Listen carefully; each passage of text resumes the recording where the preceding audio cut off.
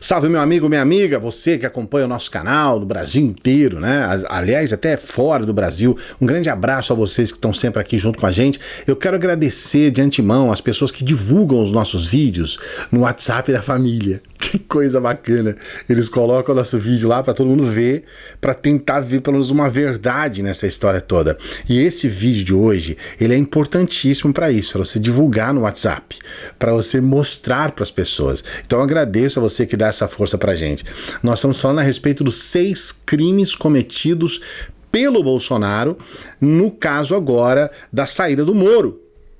E aí nós tivemos um vídeo que eu achei espetacular, está sendo divulgado, um vídeo mais curto, mas eu achei que eu deveria explicar um pouco mais sobre cada um desses 6 crimes, para que a gente pudesse realmente mostrar para a sociedade, mostrar para o Brasil o que realmente está acontecendo e qual a gravidade desse caso da saída do Moro no governo Bolsonaro. O primeiro crime é a falsidade ideológica. No decreto do dia 23 de abril, na demissão do Valeixo, havia uma assinatura do então ministro Sérgio Moro. E o Moro, exatamente no momento em que ele pedia a demissão, ele falava claramente, ele falou: eu não assinei este documento. Então, se ele não assinou, alguém assinou no lugar, que não era ele. Isso se constitui num crime chamado falsidade ideológica. Eu vou me passar por uma outra pessoa para enganar a você. Você é que foi enganado. Eu também, todos nós, evidentemente. Então o primeiro crime, falsidade ideológica. Outro crime é a obstrução de justiça. O Bolsonaro, ele tenta trocar o diretor da Polícia Federal justamente para defender os seus filhos que estão envolvidos em investigações da própria Polícia Federal. Nós tivemos aí casos como esses mais recentes da chamada fábrica de fake news do Bolsonaro, né, que são esses deputados que criam esse chamado gabinete do ódio, que ficam instigando as pessoas a irem em manifestações contra o Estado, contra a democracia, e de fato essas manifestações acontecem. E a obstrução do crime é porque tudo isso estava sendo investigado pela Polícia Federal. Não só isso, também o caso do Flávio Bolsonaro, nessa questão da rachadinha, do caso Queiroz, e o Bolsonaro quer colocar um ponto final nisso, porque em algum momento, o caso Marielle, esses casos todos, pode respingar nele, porque as pessoas ainda estão achando que os culpados são os filhos do Bolsonaro, quando é ele, obviamente, o responsável, inclusive, obviamente, pelos próprios filhos.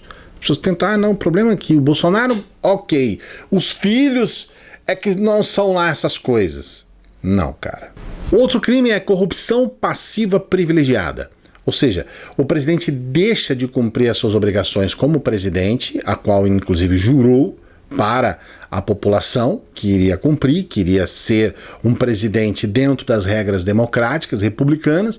Ele deixa de cumprir isso a pedido dos seus filhos, para defender os seus filhos, especialmente o Carlos Bolsonaro, que nós sabemos que está adiante, né, que está à frente, que é o headliner dessa questão toda do gabinete do ódio e da fábrica de fake news. Corrupção passiva. Outro crime é a coação no curso do processo. Ou seja, através de graves ameaças de violência, inclusive com o próprio Valeixo, para defender os seus filhos. Então ele vai lá, ele de alguma forma ele pressiona.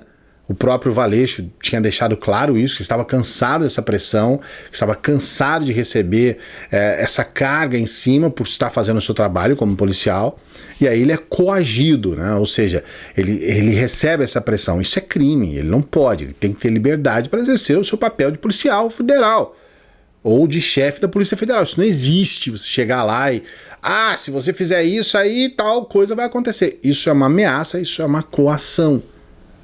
Outro crime é a prevaricação, quando um funcionário público, quando um agente público, ele utiliza do seu cargo, da sua função, do seu trabalho para benefício pessoal, para benefício próprio. Existem inúmeros exemplos, não só apenas aquele que vai lá roubar, né? Ele tem acesso a uma conta que ele pode pegar lá alguma grana, isso acontece muito. Por exemplo, uma pessoa é responsável pela fila do transplante. Todo mundo lá na espera. Aí tem um parente lá, a mãe da pessoa fica doente, precisa de um transplante. Ele pega e coloca ela lá em primeiro na lista. né, desrespeitando a regra que é ter uma fila de espera. Isso daí, evidentemente, ele estava fazendo para um benefício próprio. Mesmo que seja para a mãe dele, é interesse próprio, é interesse dele que a mãe dele seja beneficiada com aquilo. Tem, né, muitos outros exemplos a respeito disso. No caso do Bolsonaro, é essa história toda de retardar as investigações, ou mesmo de impedir as investigações, para ele beneficiar os filhos ou beneficiar a ele mesmo. E o sexto crime é a advocacia administrativa. Ele usa o seu cargo para patrocinar interesses próprios em detrimento dos interesses públicos. Ou seja, a questão pessoal dele é mais importante do que a ação dele, a obrigação dele de agir publicamente como presidente. E qual é a conclusão que a gente chega nesse vídeo de hoje? O Bolsonaro cometeu, então, pelo menos 6 crimes comprovados nessa saída do Moro. Crimes que podem, inclusive, custar o mandato dele. Podem ensejar, inclusive, um impeachment. E nós precisamos estar atentos, porque muita gente, não são poucos não, muita gente já está trazendo um discurso de meio que passar pano para os crimes do Bolsonaro e meio que dizer que a culpa de tudo isso é do Moro. Eu, sinceramente, não morro de amores pelo Moro. Eu acredito que o Moro quis se envolver com o Bolsonaro e acredito que ele está pagando algo que ele foi atrás. Ele quis isso. Não cabe a mim defender Moro aqui a essa altura do campeonato, mesmo porque eu não confio nada no Moro. Porém, por outro lado, é importante deixar claro aqui para você.